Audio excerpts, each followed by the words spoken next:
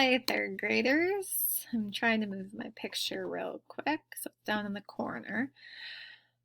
This week, we are going to be starting mysteries. So we actually finished our social issues unit, and we're going to be starting mysteries. I love mysteries. I read tons and tons and tons of Jane Patterson books because those are my favorite and those are mysteries. So I hope you will enjoy this. So elements of a mystery is what we're going to be looking at. So a mystery is a story about something that is secret or not easily explained. In many mysteries, a crime has been committed or something has been lost or stolen. Elements of a mystery. A mystery can be make-believe, such as the ones found in books like Scooby-Doo, Cam Jansen, or The Magic Treehouse, and of course there's much more. However, in real life, there are also many mysteries that have never been solved or explained, such as the Bermuda Triangle, Stonehenge, the Loch Ness Monster, Amelia Earhart, and more.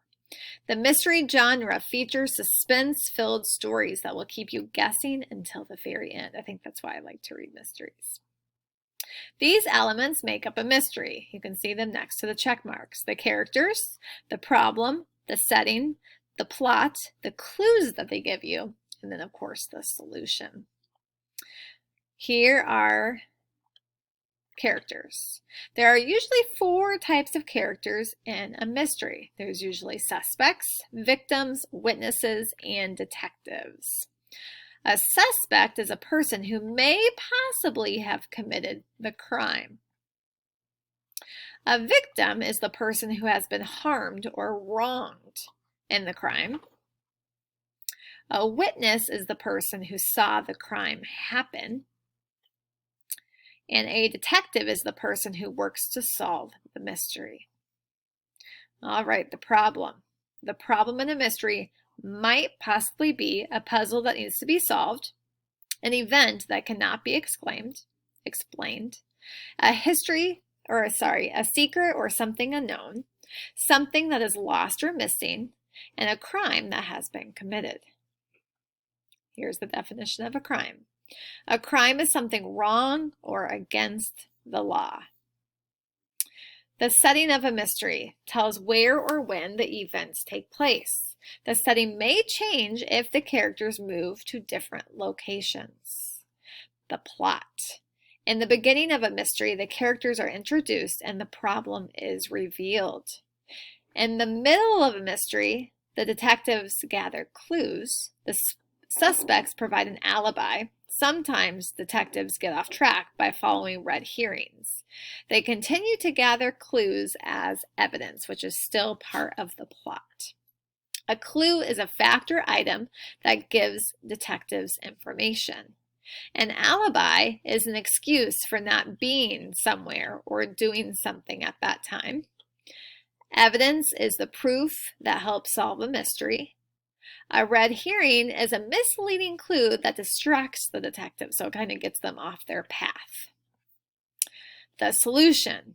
At the end of a mystery, the detectives use all the evidence collected to solve the mystery. Secrets are usually revealed, and the lost or stolen items are located and given back, and unexplained events are now understood. Ready to solve your first mystery? It says to click on Grandpa below to help solve the mystery of Grandpa's teeth. Oh, sorry, it took us to another page. So that's going to be a book. So you can YouTube that if you would like to. Okay, let me see if I can get us back on track here.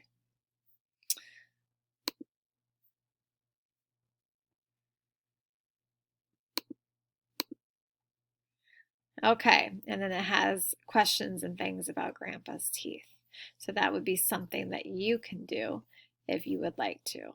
Okay, so I'm going to go back to the slide that we were just on, if I can find it, about the solution.